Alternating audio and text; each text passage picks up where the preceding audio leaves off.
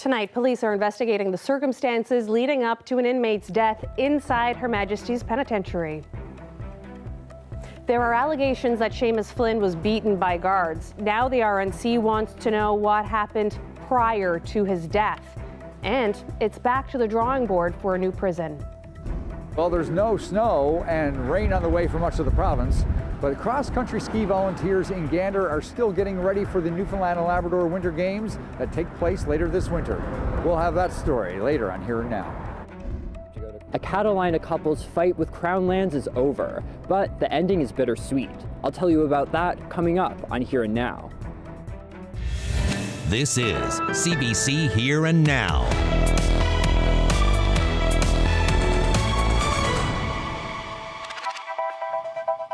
Good evening and welcome to Here and Now. I'm Heather Gillis. Let's get to our top story. The RNC is investigating the events that led to the death of an inmate at Her Majesty's Penitentiary earlier this month. Police were already investigating the death of 35-year-old Seamus Flynn. Now a report from the Office of the Chief Medical Examiner has prompted police to look into the circumstances leading up to the inmate's death. Flynn called CBC News 2 weeks before his death. He alleged that prison guards had beaten him and other inmates badly during an incident back in October. We don't yet know the cause of Flynn's death. Meanwhile, earlier today, the Justice Minister says he hasn't watched any of the surveillance video from the alleged assault. What I can tell you on that is that the Chief Medical Examiner is doing an investigation. The RNC is doing an investigation as well. My understanding is that the Citizens Rep has information or has asked for information, so he may be doing an investigation or report as well on that. So there'll be 3 independent investigations ongoing. Obviously can't comment on any of those reports until we see them. Have you watched the video? No. Why not? So I'm going to wait and see what the reports say, the 3 reports, independent reports that are going to be done. Staying with news about HMP, it's back to the drawing board for a new penitentiary. This morning, the province announced it's retendering the project, which is now years delayed. The infrastructure minister says the sole bidder's price was too costly, but the opposition says the delay can be chalked up to mismanagement, and the stakes couldn't be higher. Our Ariana Kelland reports. An announcement has been anticipated for months, and today the province communicated the direction it's taking to replace its notorious prison. That direction, backward. We're here today to talk about the relaunch of the procurement and build of the new His Majesty's Penitentiary. A new prison was promised in 2019, and the province budgeted $200 million. Flash forward 2 years, and the province was left with a single bidder, Avalon Corrections Partners. Their costing and plan, now more than $500 million, has sat with the Department of Infrastructure for a whole year. Well, there was certainly, up until I was minister, there was obviously a lot of work done. What the Premier had asked me to do as new Minister for Transportation Infrastructure, to get behind this and really drill down to see what we could do, should do, and needed to do. John Abbott says the request for qualifications this time around will be different. They want a smaller facility, less square footage, in hopes of dropping the cost. Abbott says asking the sole bidder to reimagine the facility wasn't fair to the P3 sector, so the door is being opened back up. We are definitely going into this new procurement with our eyes wide open. End of the day, they couldn't sell it to the public, so they cancelled it. That's in a nutshell what happened. I think is there any way possible this could have been sold to the public? If you could have kept the price down around $400 million, that penitentiary would be under construction. Petton says he called for the project to be retendered 2 years ago, when he says all other bidders dropped out because they thought the fix was in for Marco Construction, which is part of the consortium. I keep thinking of the Charlie Brown cartoon where Lucy holds the football, Charlie Brown goes to kick it, Lucy says, "Hey, trust me, this time I'm not going to pull it away," and it's yanked out at the last minute. So we heard the promises. And now there's a new promise with a new timeline. Construction, Abbott says, will begin in 2025. here we go again. Jerry Earle says today's news didn't come as a surprise, but was no less disappointing. He says the next step is understanding what changes the province wants to make in order to expand existing infrastructure. John Hogan says it will start with a new trailer for medical and dental. Every time there's an additional piece of infrastructure, that means additional staff got to be available to be in that, whether it's a medical visit or a visit with family or whatever. So you got to start thinking about what does this mean to the operations that are already challenged. The consortium of companies that did the design work will be paid $1.5 million for the designs, which are now the property of the province. Ariana Kelland, CBC News, St. John's. Meanwhile, the Public Utilities Board wants more information on how Newfoundland and Labrador Hydro plans to keep the power on this winter. This after a second unit at the Holyrood Generating Station went offline last week. The island's main electricity distributor has expressed concerns about reliability. Here and Now's Rob Antle has more on that story. In recent weeks, an array of groups have expressed concerns about whether Newfoundland and Labrador Hydro is ready for when temperatures drop and demand begins to rise. The Public Utilities Board wrote Hydro on Friday to say those concerns have been heightened and to ask for more info. A day earlier, a meeting was held to address contingency planning for a worst-case scenario, rolling outages in the event supply couldn't meet demand. I think consumers need to be alert to the situation but not alarmed by it. The consumer advocate says for now, Hydro has surplus power for the island's needs, but as temperatures drop, updates will be necessary. We don't anticipate a dark NL or anything like that, but who knows? We live on this island and in Labrador, we're in the north. So who knows what the weather has in store for us. 2 of the 3 turbines at Holyrood are now offline, one until March, the other until the end of December. The third is operating at less than half capacity. Meanwhile, a gas turbine in Stephenville has been out of service since the summer. They exist for one reason, ensuring Hydro can meet peak demand during the winter. In a recent statement to CBC News, Hydro officials stressed that there are sufficient available generating reserves at this time, and Hydro plans to always have backup generation on the system. In an interview last week, before news of the second unit at Holyrood going down was publicly known, the CEO of Hydro expressed her confidence. Yes, we are managing risks currently, absolutely, and I feel comfortable that we're going to be able to manage those risks for reliable supply this winter. One big advantage this year, more Muskrat Falls power than ever can be sent to Newfoundland. But the reliability of the transmission line is still in doubt. The past 2 winters, there's been damage caused by harsh weather. Earlier this month, Newfoundland Power wrote the PUB to sound the alarm about an elevated risk that electricity demand could surpass supply. A group representing big industry in the province says it shared the PUB's concerns about this coming winter and called the aging Holyrood assets a particularly acute concern for the years to come. And as for that information the PUB has asked for about winter readiness, the deadline for Hydro to respond is tomorrow. Rob Antle, CBC News, St. John's.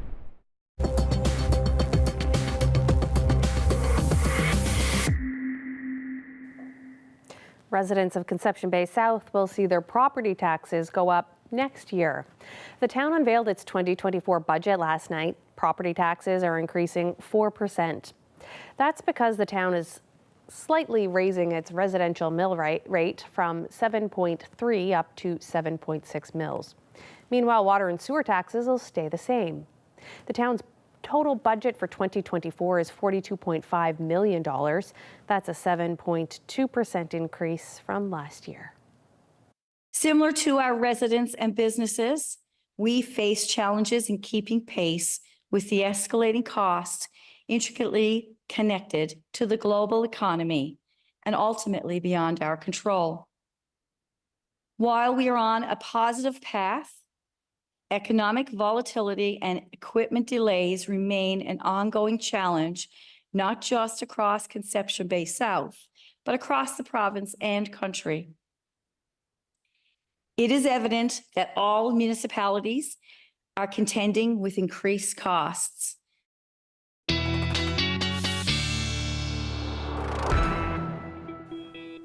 And it's certainly been a wet week on the West Coast anyway. We're still seeing that rain work its way up from the south, and we're going to continue to see that as we head through the night tonight. The good news is today most of the heaviest rain stayed offshore on the West Coast, but as you can see now in the higher elevation, certainly seeing some of that rain, and we are going to continue. On the backside of this, though, we've got some colder air, and winter officially arrives tomorrow, and it is certainly going to arrive on the ground as well. Rainfall warning still very much in place, pretty much across the board. We've got a special weather statement in effect as well. But as we head into tomorrow, the warnings turn more wintry. Winter storm warnings in place, as well as blowing snow advisories for essentially central, west coast, northern portions of the island, as well as the south coast. Headlines. It is going to be very snowy as we head through the overnight for the northern peninsula. If you have any travel plans tomorrow, it is going to be very stormy with winds picking up, and we will see that snow arrive Friday evening for the Avalon. We'll get into all the details when I come back. Thanks, Ashley. Well, this week's expected snowfall is welcome news in Gander, at least for people at the Airport Nordic Ski Club. They're hosting the provincial games this winter, and they can take all the help they can get. Here Now's Troy Turner has paid them a visit and has that story. The trails are bare this week, the ground soft and no snow to be seen. While that's not uncommon for this time of year, come March, some snow will be needed when this site will host the provincial games' only outdoor winter activity, cross-country skiing. For successful games, it'd be incredible to have a couple of meters of snow. But the reality is, with the piston bully groomer, with the hydraulic system in it, we can take very little snow and make it work. Like, we're talking 25, 30 centimeters will be skiable and groomable and create an incredible surface for the athletes. The Newfoundland and Labrador Winter Games don't start until late February, so there's still plenty of time. We always get a good response when the snow comes. If we get the snow, the people will come out. And most people, again, will buy a membership even before the snow shows up. It's like anything in Newfoundland, it's an act of faith depending on the weather, whether you're planning a wedding outdoors or whether you're planting a garden. Skiing is the same thing. You just have it go on faith that the snow's going to show up. A meteorologist in his day job, Dale Foote says there's no crystal ball to predict what late winter will hold. The extended forecast for this upcoming winter is calling for above normal temperatures and normal precipitation. So that doesn't break down the snow or rain. So we're expecting some snow. If it's a typical year, if it's showing up at least sometime through Christmas or January, then hopefully holding on till the spring. But it's really too early to say. Weather aside, the club is also preparing for major expansion come summer. They will double the size of the hut and upgrade trails to better accommodate their 400-plus members. Not only will allow us to host more competitions, but it also expands what we call the shoulder seasons, so that early season snow will stay and form the base faster and sooner, and that late season snow that we often get wiped out when we have one of those really warm days in March or April, now the trails will have that more durability, so we can extend our season hopefully by a couple weeks on each end. Despite the soft ground and the lack of snow, ski club volunteers are still in full preparation mode for the Newfoundland and Labrador Winter Games later this winter. They've started training some officials already and are currently in a recruitment drive for volunteers so that when the games and the snow come, they'll be ready. Troy Turner, CBC News, Gander. A Catalina couple has reached a settlement with the province. Last year, we introduced you to the Diamonds. They were caught up in a battle with provincial Crown lands. But as Here Now's Daryl Roberts reports, their lawyer says the fight for others in a similar situation isn't over. Randy and Pauline Diamond lived here for nearly 40 years. They built the home themselves and raised their kids here. But a few years ago, it was finally time to sell this house. But they found out they couldn't. As we thought we owned land, and it was Crown lands that owned it. The years since have been a chaotic mix of lawyers, back and forth with government, and stress, all while Pauline has been fighting cancer. It's really stressful, and I'm glad it's over with. So, and it's been a long 2.5 years. The Diamonds were set to take the provincial government to court this fall, but they opted for a settlement instead. They wanted to avoid thousands in lawyers' fees and the chance that they'd lose. Still, the Diamonds had to pay the provincial government more than $10,000 for the land that they once thought they owned. I didn't like it at all. I mean, it was, like I said, there's $25,000 we paid in taxes over 25 years. That's when the property tax came in effect 25 years ago. And it had to be done to get it settled. We had to fork out the money to get us settled and carry on with our lives. In Newfoundland and Labrador, property owners need to prove their land was occupied during the 20 years prior to 1976, if they don't have a grant from the provincial government. The Diamonds had proof of purchase, property tax records, but it wasn't enough. It's another one of those, like, technically right but morally wrong situations. Greg French, the Diamonds' lawyer, says problems with Crown lands are becoming more common. Right now, he's dealing with 11 cases like the Diamonds by himself. The way land is bought and sold in Newfoundland and Labrador has changed a lot over the years. People in communities know who owns what. There's records, there's deeds, there's all sorts of evidence of long-standing possession. And the Crown, unfortunately, takes the view that much of it is irrelevant. French says a lot of people across the province might be at risk of this kind of dispute with Crown lands over ownership and, like the Diamonds, don't even realize it. Meanwhile, the Diamonds are trying to move on from this, but Pauline's still hoping for changes to Crown lands legislation. Really don't know, but I'm glad it's all over and done with. And like I said, there's days now I just don't seem true, right? Don't seem like it's settled. But hopefully, like I said, it will help other people. So that's all I asked for. Earlier this year, the provincial government promised to address problems with the laws governing Crown lands, but so far, we haven't heard how that's going to happen. Daryl Roberts, CBC News, St. John's.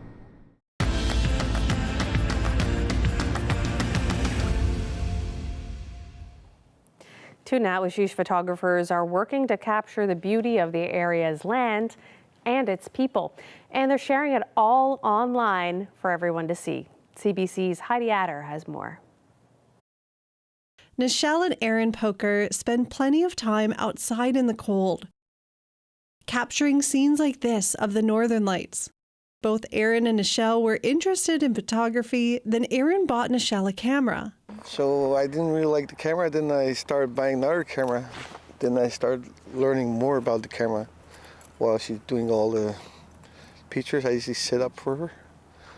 And she steals my pictures too. Nichelle prefers to photograph the land, animals, nature. Aaron prefers to photograph the people, elders, and youth. I just walking around in towns taking pictures of kids. More kids enjoyed it. One of the girls said, "Why are you taking pictures?" I said, "Someday kids, I like to show people how our beautiful kids are in that." She said, "Okay, take more." So I started taking more of her. So we ended up got a Facebook page with the kids have Natoshi's, right? So they're all growing up now. Aaron hopes their photography can also showcase Natwashish. He says they love seeing the reaction their photos get online. It's just personal for us, like what we do. I like showing off my pictures, no problem with that. Like, I love when they comment, I love when they like the pictures, and keep up the good job, all that. We had like bad remarks sometimes, like, that's Photoshop, but really it's just plain old picture. The Pokers hope to see more young photographers develop in the community, and for anyone starting out, Aaron recommends keeping gear handy as much as possible. Just start, that's it. Mm-hmm. Once you start, you can't stop, right? That's how we did. Yeah. Like, it's just like momentum for us. Like, I like this, I gotta do more. Sometimes we don't carry our cameras and we see this stuff. Yeah. Oh man, where's our camera? When you're out driving around, you might see a fox eating there, you might see a link on the tree, so that's the time you don't bring your camera, so you miss out, right? And you take your camera like the day, you only driving around with the camera with nothing to do, You see nothing, but you leave your camera, Yeah. you see something. That happens a lot. A lot. Aaron hopes that when their kids eventually move out, they can one day have a home studio as well. Heidi Adder, CBC News, Natwashish. We're going to pop by a rehearsal in Corner Brook and see how some young actors are preparing for production of The Christmas Carol. Well, it certainly doesn't look like Christmas is coming in 5 days out there, but let me assure you, as we head through the night tonight and into tomorrow, that will change. I'll get into all the details coming up.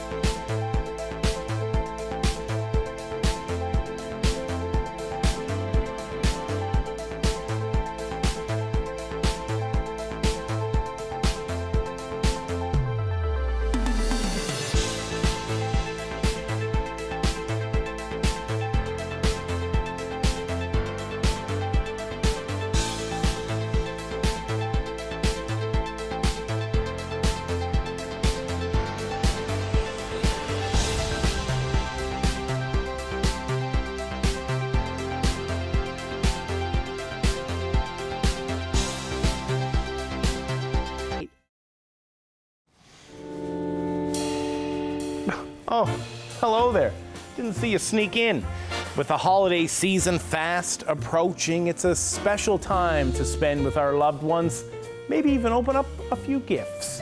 Now, the real gift for me, getting to tell the stories of the people of this province each and every night on Here and Now.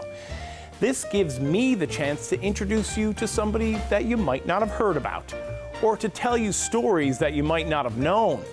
And as for me, I am known for my professionalism, especially how I dress.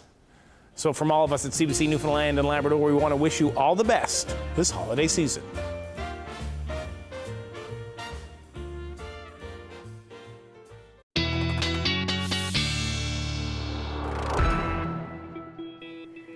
Welcome back to Here and Now. Well, Ashley, it's still pretty mild outside, warm, green grass here in St. John's, and we saw from Troy Turner's story that in Central, lots of grass there, ground, no white stuff on it, still pretty soft. Yeah. What's in store now? Yeah, I didn't even wear a jacket to work today with those temperatures as mild as they are. We are still well above where we should be, but things are definitely going to change as we head through the next couple of days. Take a look at the temperatures today. 12 degrees is where we topped out in St. John's.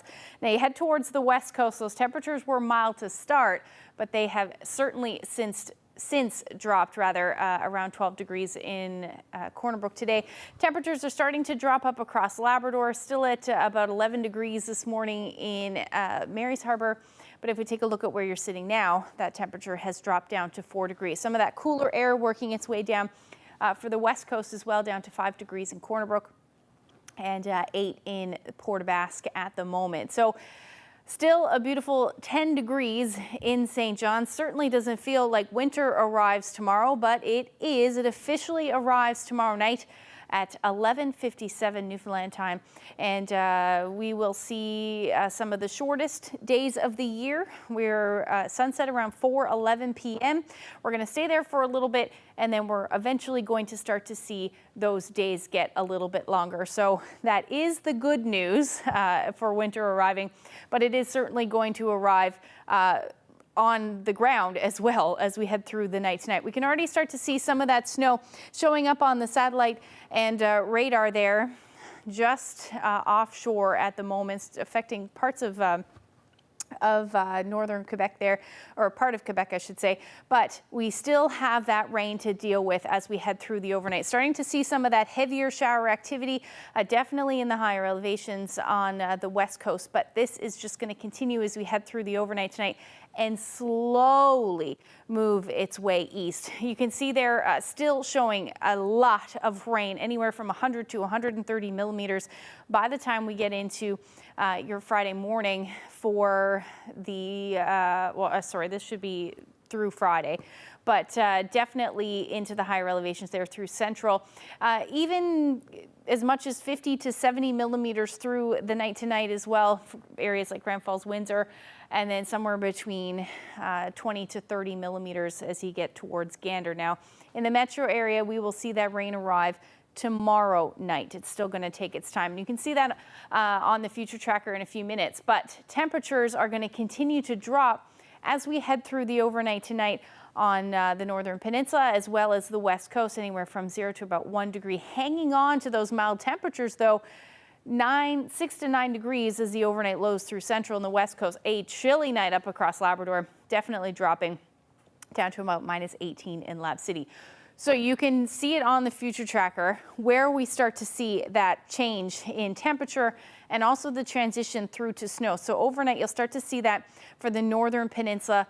By the time we get into tomorrow morning, most of the west coast will be either seeing the potential for some freezing rain or ice pellets or over to snow altogether.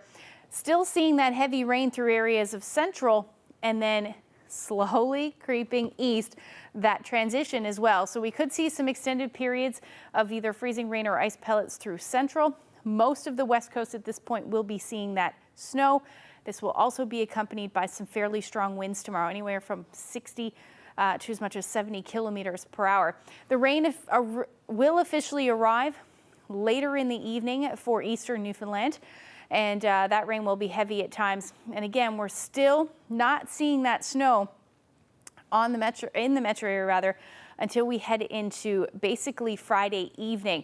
Travel will not be very nice as we head through the day tomorrow. So if you have plans, you're definitely going to want to postpone them. But we will start to see some of that snow and blowing snow for the Avalon as we get into Friday evening. As far as snowfall amounts go, the most significant snow should be around the Green Bay White Bay area. Parts of the northern peninsula and the interior, 30 to 50 plus centimeters possible.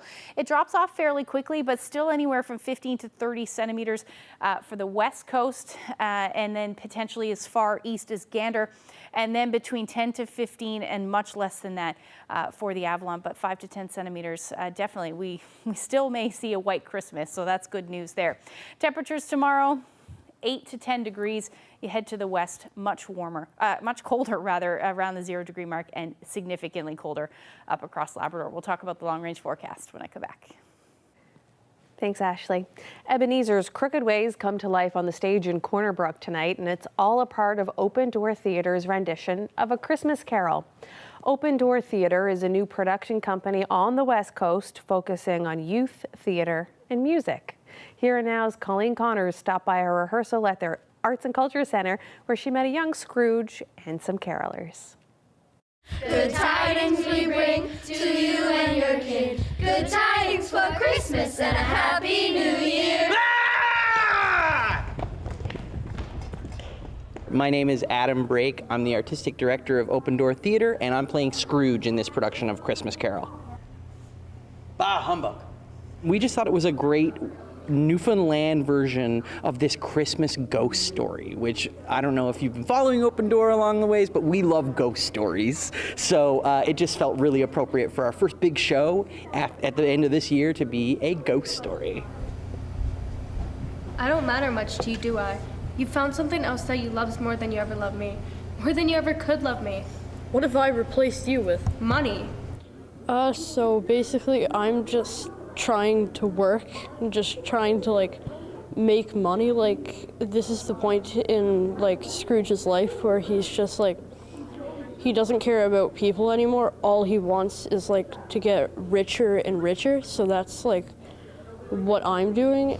Who says I want to be let go? You do, in the way you treat me. We used to be one and we was happy. Now we're two and we're not.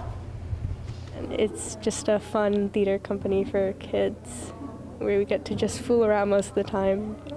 You get to make a lot of cool friends here, which is always great. And I've always loved acting. No, you fool. You foolish boy. You foolish boy. Foolish girl. Foolish girl. Because, well, it has a lot of emotion to it, so it means something. The kids are fantastic. We're really lucky that our kids are so attentive and helpful and patient with us. It's been amazing. This is a great thing for a young theater person to be doing. Christmas time, it's a time to get into the season, get into the spirit, and at the same time do what we love, which is introduce young people to the instrument of the theater, introduce them to storytelling and all of that. So it's kind of a win-win for us. Gets our Christmas mojo going, and at the same time we get to be in here and doing stuff in the theater. Merry Christmas! The numbers of people utilizing those services just continues to grow. Coming up on Here and Now, housing and homelessness has been a hot topic lately. We go inside the Gathering Place for a tour, taking a look at the services they offer to people in need.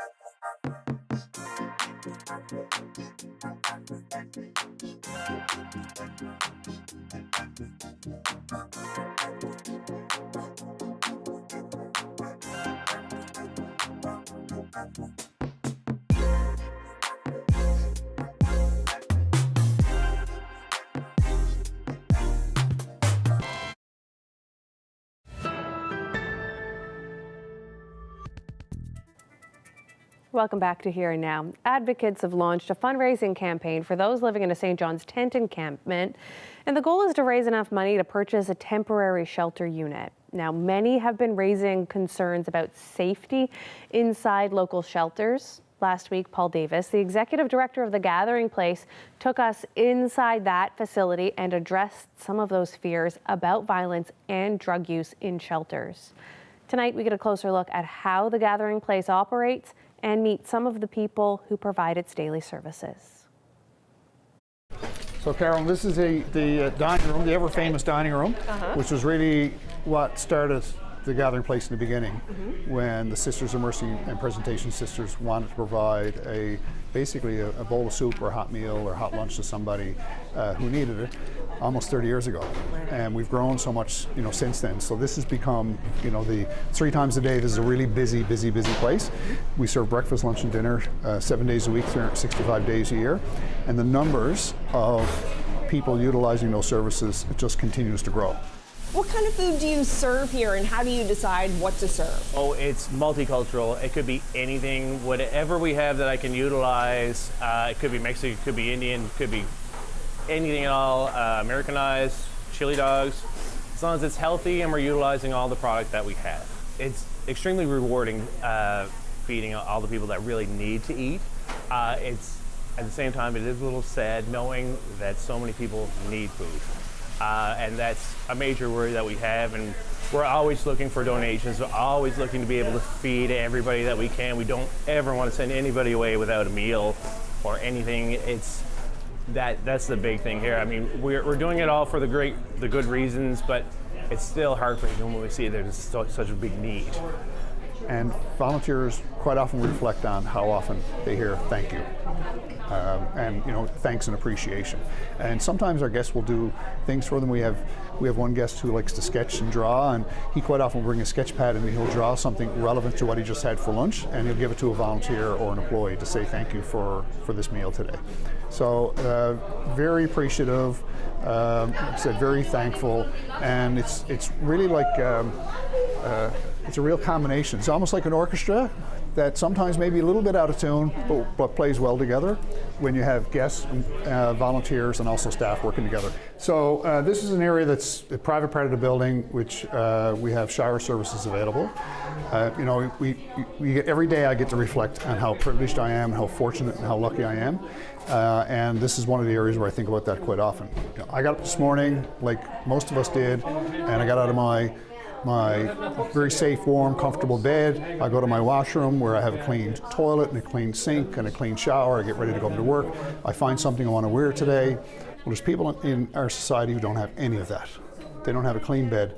They don't have a clean washroom. They don't have a change of clothes to wear or an opportunity to get breakfast.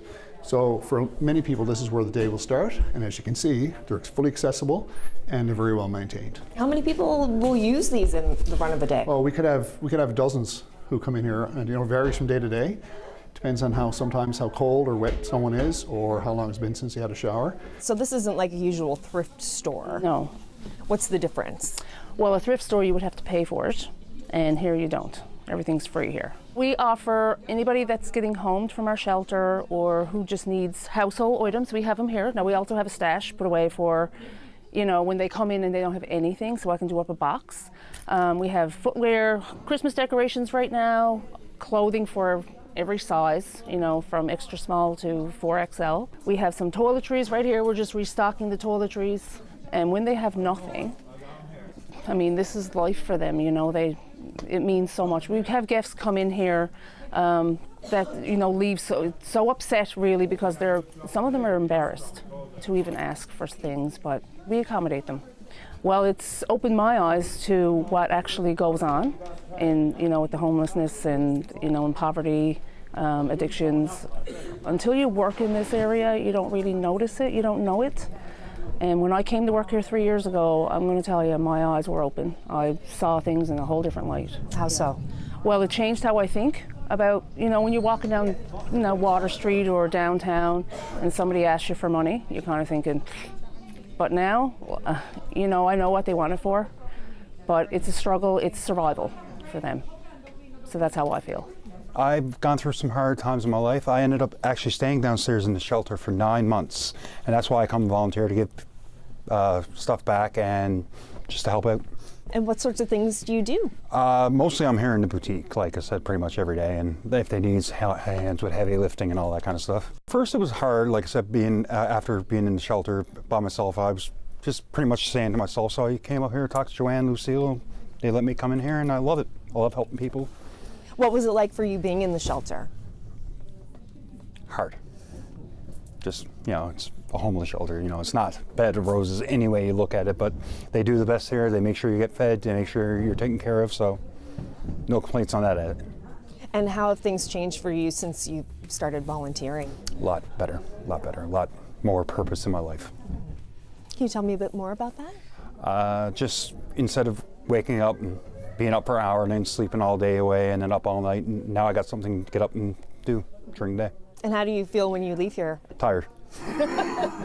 Very tired, but fulfilled. I lost all my teeth, and between here and the dental association upstairs, they got me my dentures and all that. What kind of a difference did that make for you? A lot in self-esteem. It was hard to eat, and like I said, wouldn't smile. It'd always be, mouth down, head down, hood up. But now, like I said, I have no problem talking, smiling, and all that. You have a beautiful smile. Thank you very much. What kind of dental issues are seen in here? Yeah, all kinds. Whatever you would see anywhere. Paulette will tell you, like, her favorite day, she refers to it as D-Day, but D-Day is denture day. And we supplied numerous guests with dentures through the dentists that come in here, and I'll tell you, it's a happy day. It's such a life-changing day. The dentists, dental hygienists, and dental assistants that come here, they actually volunteer. They come here on a voluntary basis. This opened in the fall of 2018. We've had over 1,000 guests now who've utilized services here. And the difference for guests coming here to get care versus you or I going to a dentist, you or I go to the dentist, whatever insurance you may have, we're paying something, if we're lucky enough to have insurance. Guests who utilize this service don't pay anything. And the dentist will do everything they can here that they can basically do in a typical dental clinic. This is our art room, and this is a very busy place. It's where people can come and express themselves creatively through art or through crafts. We also have a music room just off here where you can hear the piano playing. We're also standing in front of a little kitchenette here where we've started a cooking class. So part of that is bringing our guests together who prepare a menu, they shop for the items, they come together one evening a week and they prepare the meal along with a cook who instructs them on how to do that. And then they sit together and eat the meal together. We're standing in our temporary overnight emergency shelter that was set up in 2020. How many people usually stay in here? Oh, for the last several months, we have been full. So we're a 30-bed shelter, and we've actually added an extra bed, so we're 31, and pretty much every night we are full. We've heard people complain about not wanting to stay here. They're concerned about safety, violence, and about drug use. What do you say to those people? So yes, we are a congregate style shelter. We are modeled after many of the shelters across the country that allow people to come in from out of the cold.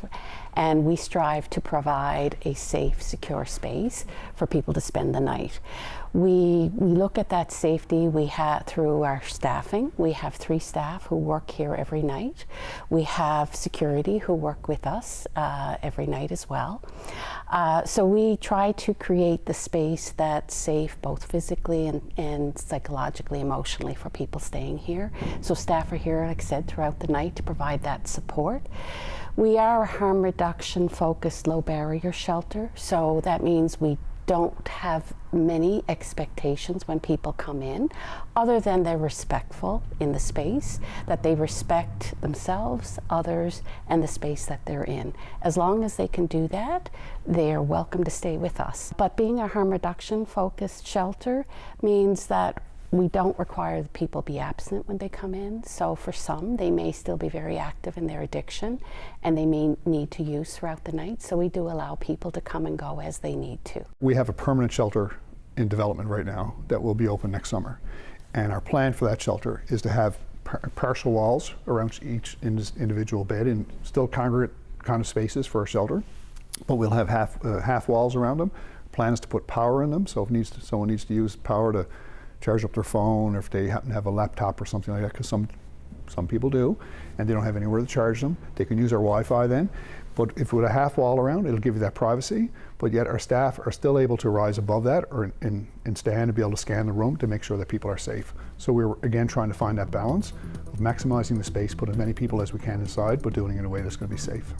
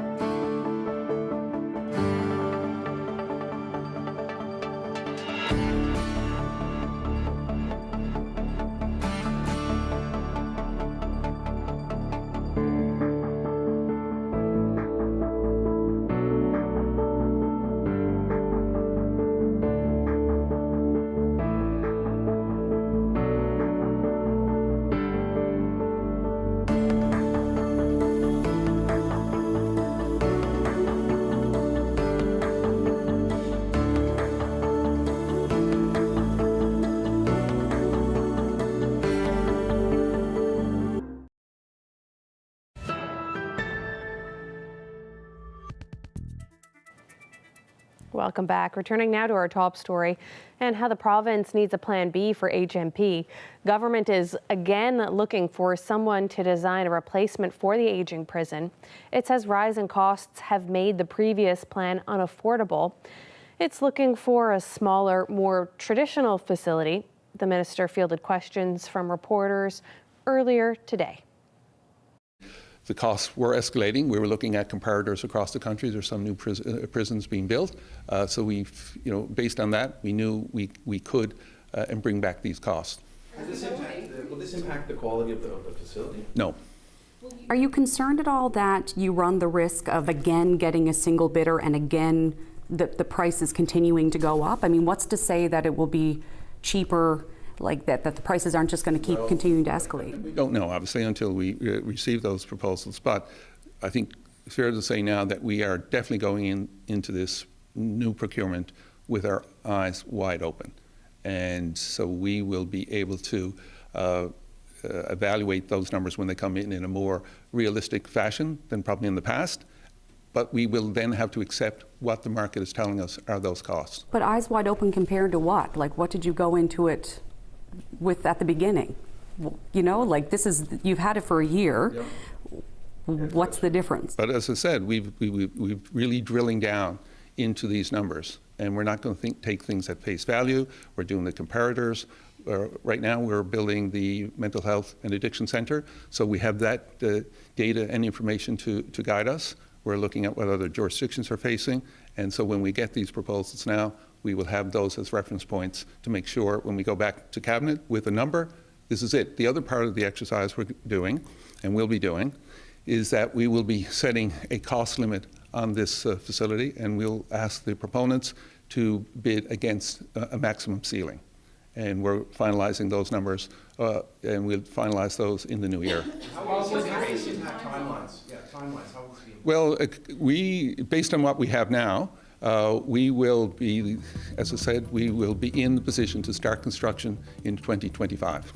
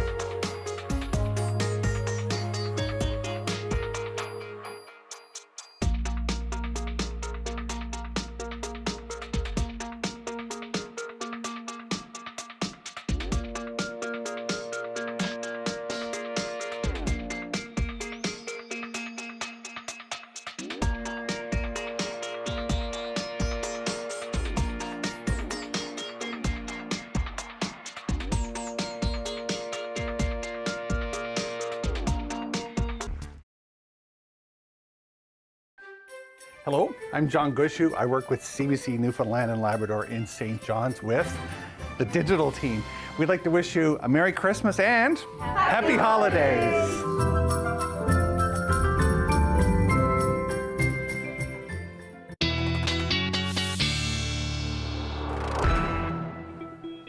Welcome back. Well, Ashley, people are gearing up to travel across parts of the province, to go home for Christmas, see loved ones. What does the weather mean for anyone who's moving about? Yeah, certainly not looking good. Things are going to deteriorate as we head through Thursday. Let's just take a look at what's going on. So we've got lots of snow on the way for a good chunk of the province. Winds will be howling as well, so that will lead to reduced visibilities, especially through Thursday and into Friday. Now, the rain is going to continue through Friday morning for most of eastern Newfoundland. It takes a while for that snow to move in, but by the time we get into Friday evening, start to see that transition through to maybe potentially some freezing rain and some ice pellets. And then eventually we will get into some of that snow and blowing snow across the Avalon. So if you're planning on doing anything Friday night, you're definitely going to want to keep an eye on the forecast. Temperatures are still going to be above zero, but they will drop as the day goes on. We will already be well below zero for the rest of the island and up across portions of Labrador as well, especially for southeastern Labrador. You're going to see some of that snow and blowing snow through Friday as well. Further west, we'll sit this one out, actually looking like a nice but cold day on Friday, about -16 for Lab City and -14 in Nain. Now, through Friday evening and into Saturday, we should see most of this snow ending. This is your travel window, it looks like, for the weekend. So Tibbs Eve looking pretty decent out there. Once we see that snow end, the winds will ease off a little bit. It's still going to be breezy, but we do have some snow up across Labrador as well. I know replenishing some of that snow that we saw melt earlier this week. Now, temperatures are going to stay below zero as we head through Saturday, so whatever does fall is going to stick around, it looks like, through Christmas Eve and into Christmas Day, really. But up across Labrador, your temperatures are starting to moderate a little bit, back down to up, I should say, to the minus single digits. Our long-range forecast showing not too bad. If you love snow and love a white Christmas, you will likely be very happy for St. John's and eastern Newfoundland. As temperatures a little bit above zero for Sunday, and Monday hovering around 1, hopefully some gently falling snow. For central Newfoundland, you're looking at a nice Saturday, but Sunday and Monday with some flurries as well. And then same thing for western Newfoundland as you hover around the 0 degree mark or just above. And then for eastern Labrador, you're looking at a warm up to about 0 degrees by Christmas Eve. Christmas is on Monday, and then western Labrador, you're looking at flurries as well.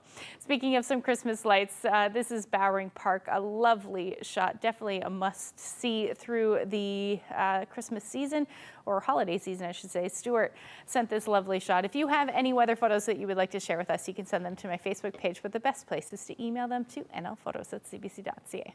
Well, isn't that just beautiful and festive? Very nice. Indeed, yeah. Nice weather now here in the east to see something like that, but over the next few days here for us, it won't be as nice. But, you know, fingers crossed for possibly a white Christmas. That's only time that people want snow on the Avalon, I think. That's exactly right. All right, well, thanks, Ashley, and thank you so much to you for joining us tonight. Have a good night.